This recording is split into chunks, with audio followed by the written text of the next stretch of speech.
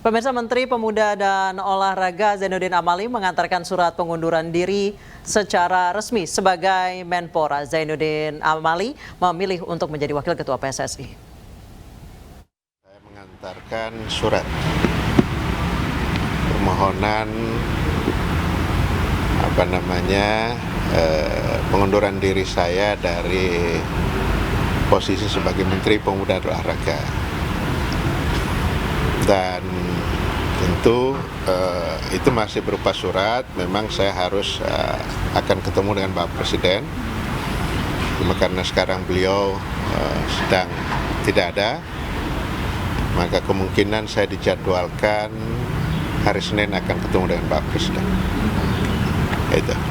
Jadi teman-teman kan menanyakan kapan ngantar suratnya. Nah, hari ini tanggal 9 Kamis saya sudah antarkan itu. Tinggal tunggu aja. Kan keputusannya ada di Bapak Presiden. Itu hak untuk penggantinya adalah hak prerogatif Bapak Presiden. Jadi sebagaimana yang sudah pernah saya sampaikan beberapa waktu yang lalu secara informal, secara lisan saya sudah menyampaikan kepada Bapak Presiden, saya akan fokus dan berkonsentrasi untuk mengurus salah satu cabang olahraga, karena nggak etis buat saya sebagai Menteri Pemuda Olahraga yang mengurusi semua cabang olahraga kok hanya berfokus kepada satu cabang, kan gitu ya. Pemirsa, Menko Polhukam Mahfud MD menyatakan pemerintah menjamin keamanan semua tim peserta Piala Dunia U20 2023 termasuk Israel saat berlaga di Indonesia. Mahfud tegaskan semua aspek telah dipersiapkan secara rapi dan terkoordinir baik dari jalur politik, diplomatik, dan keamanan. Keikutsertaan Israel dalam ajang Piala Dunia U20 di Indonesia pada 20 Mei hingga 11 Juni mendatang mendapat sorotan dari publik, khususnya terkait keamanan timnas Israel saat berlaga di Indonesia. Pasalnya kehadiran Israel sebagai peserta Piala Dunia U20 tersebut mendapatkan penolakan dari sejumlah pihak. Menanggapi hal itu, Menko Polhukam Mahfud MD menyatakan pemerintah menjamin keamanan semua tim peserta Piala Dunia U20 termasuk Israel saat bertanding di Indonesia. Sebelumnya baik Menpora maupun Ketua Umum PSSI menyatakan perihal keamanan tim peserta Piala Dunia U20 2023 menjadi domain Menko Polhukam. Sudah disiapkan, jadi tidak ada masalah, tidak usah didiskusikan. Sudah persiapannya sudah dilakukan secara rapi. Itu aja. Untuk adanya penolakan di beberapa tempat? Sudah dibahas dan sudah disiapkan semua jalur politik, diplomatik, keamanan dan sebagainya sudah dibicarakan. Ditunggu aja nanti diumumkan. Nah, pemirsa, telah bergabung bersama kami pakar hukum sepak bola Eko Nur Kristianto. Selamat petang, Mas Eko. Selamat sore, Mbak. Assalamualaikum warahmatullahi wabarakatuh. Waalaikumsalam warahmatullahi wabarakatuh. Mas Eko, soal polemik pertandingan atau timnas Israel datang ke Indonesia. Menurut Anda kalau secara aturan sepak bola mereka berhak atau tidak sih tanding di negara yang tidak punya hubungan diplomatik? Ya berhak banget dong ya. Ini kita harus paham konteksnya ya. Ini kan event sepak bola. Siapa sih pemilik event ini? Bukan Indonesia, bukan Israel, bukan negara peserta. Pemilik event ini adalah FIFA ya. Dan secara aturan FIFA, Israel berhak lolos, berhak bermain, berhak nanti datang di event ini di bulan Mei ya. Udah itu clear gitu. Kalau Indonesia sebagai tuan rumah, ya harus menjamin keamanannya. Sebetulnya sesimpel itu, Mbak. Baik, Mas Eko, berarti baik Indonesia maupun ormas-ormas yang sekarang menolak kehadiran tim Israel itu sama sekali tidak bisa menghalangi kedatangan mereka ke Indonesia. Ya tidak bisa dong. Jadi kalau mau coba-coba menghalangi, kan tadi Prof. Mahfud udah bilang ya, udah antisipasi. Dan semua jalur dari, saya yakin nih Prof. Mahfud ini kan pengalaman dan juga jaringannya juga sangat kuat gitu ya. Dan didukung oleh pemerintah segala sumber dayanya. Dari mulai diplomasi mungkin, persuasif, lalu sosialisasi saya yakin dilakukan. Cuma kita mungkin nggak tahu. Sampai hal-hal antisipatif di hari H, pihak keamanan ya. Jadi konteksnya ini kan keamanan.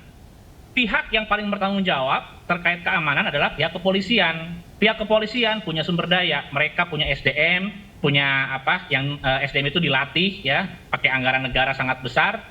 Memang gunanya buat event-event seperti ini. Belum kalau kita ngomongin lagi tentang tugas perbantuan dari TNI untuk Polri gitu ya, dalam konteks keamanan. Jadi saya sangat yakin ya, kalau Prof. Mahfud udah ngomong kayak begitu, Israel aman. Siapa coba?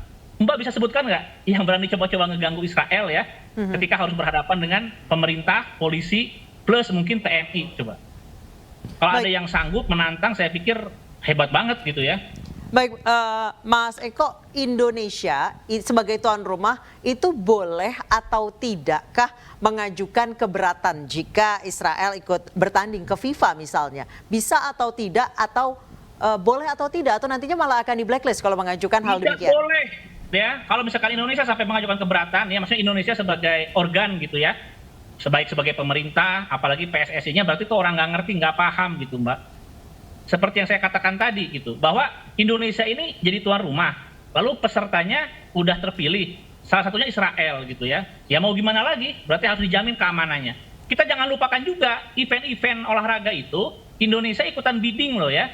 Jadi selain nanti ada rencana bidding Olimpiade, ini peluang kita untuk jadi tuan rumah di Piala Dunia 2034, nanti kan ASEAN ya, itu masih hidup Mbak, belum dicoret. Saya kemarin ada komunikasi sama orang PSSI, ternyata peluang kita jadi tuan rumah di Piala Dunia 2034 itu masih ada gitu. Nah kalau misalkan kita dari awal sudah mengasumsikan menolak negara-negara tertentu, nggak usah ikutan bidding dari sekarang gitu. Karena apa? Karena kalau kita bicara Olimpiade, emang Israel nggak akan lolos? Lolos. Israel salah satu negara terbaik ya dalam bidang olahraga. Israel pasti lolos Olimpiade. Terus kalau misalnya kita bicara Piala Dunia, misalkan ya, apakah Israel punya peluang lolos? Ya bisa juga lolos. Gitu. Baik, Mas Eko, salah satu organisasi besar ada kontingennya gitu. Baik, Mas Eko, salah satu organisasi besar di Indonesia yang menolak kehadiran timnas Israel adalah MUI. Mungkin Mas Eko bisa jelaskan kepada bapak-bapak di sana? Iya, jadi begini ya. Saya lagi-lagi menggunakan figur Prof. Mahfud ya. Prof. Mahfud adalah pakar hukum tata negara. Beliau tahu itu konstitusi, ini kan kaitannya kan terkait ini ya, turut aktif dalam perdamaian dunia, sedangkan Israel dianggap menjajah gitu ya. Itu Prof. Mahfud pasti paham, pasti tahu.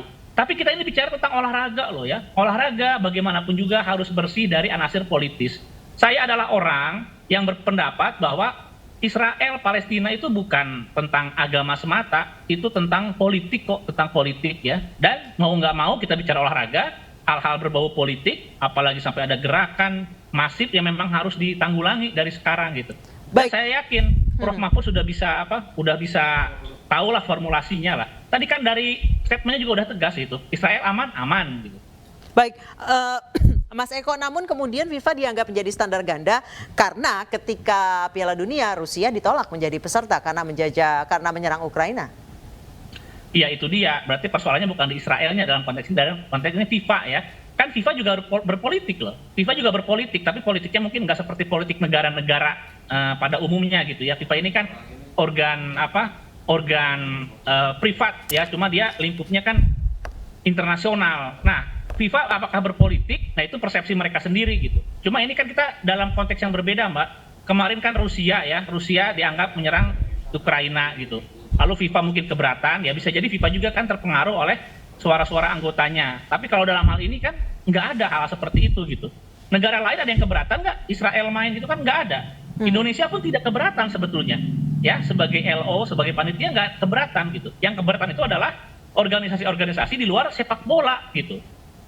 Jadi hal yang berbeda gitu Mbak. Kalau tentang Rusia gitu, mungkin FIFA punya perspektif lain gitu ya, perspektif lain. Tapi memang sudah biasa juga tuh FIFA itu punya standar ganda. Iya, berarti itu benar dong FIFA memiliki standar ganda dong Mas ya? Iya. Berarti ini bisa dibilang tidak dalam fair banyak hal ya, itu dalam banyak hal. Terkait misalkan perayaan selebrasi kalau misalkan ada yang isu-isu berbau dukungan kepada Palestina disanksi, tapi terkait selebrasi yang berbau-bau politis tapi misalkan mendukung Amerika gitu ya, itu enggak. Itu memang standar ganda gitu. Dan ya para pecinta sepak bola, para fans bisa menilai lah. Tapi lagi-lagi dalam konteks ini nggak ada alasan untuk menolak Israel gitu. Baik, tapi apakah pemerintah ataupun PSSI punya syarat khusus bagi pemain-pemain timnas ini agar keamanannya terjamin? Harusnya tidak ya. Kita bicara dalam konteks keamanan para pemain, atlet, mereka harusnya nggak mikirin segala macam, itu kan sudah dijamin. Tadi kan secara diplomatik juga udah clear ya. Secara diplomatik, lalu juga mungkin keimigrasian ya, itu pasti udah dibicarakan dari sekarang. Cuma di acara ini saya ngasih saran konkret ya Mbak, boleh ya? Tempatkan Israel di Bali, udah itu. Itu solusi paling logis. Tempatkan Israel di Bali. Baik, terima kasih. Ya, jangan di Pulau Jawa ya. Baik. Dan itu berhak memutuskan loh, panitia dengan FIFA ya, panitia lokal dengan FIFA, dengan pertimbangan keamanan segala macam, itu mereka berhak memberi langsung, kan tadi kocok ya diundi ya, nanti diundi tuh. Tapi mereka bisa berhak langsung memberikan keistimewaan buat Israel ya. Keistimewaan itu dalam arti bukan perlakuan khusus, tapi semacam diskresi untuk Israel sudah otomatis mengisi plot yang di Bali. Nah, itu salah satu solusi paling logis. Baik, terima kasih Mas Eko Nur Kristianto telah berbagi dan bergabung bersama kami di Newsroom. Selamat petang. Pemirsa, 2 gudang penyimpanan rempah di Sidoarjo, Jawa Timur habis terbakar. Informasinya akan kami hadirkan usai kumandang azan maghrib untuk Jakarta dan sekitar.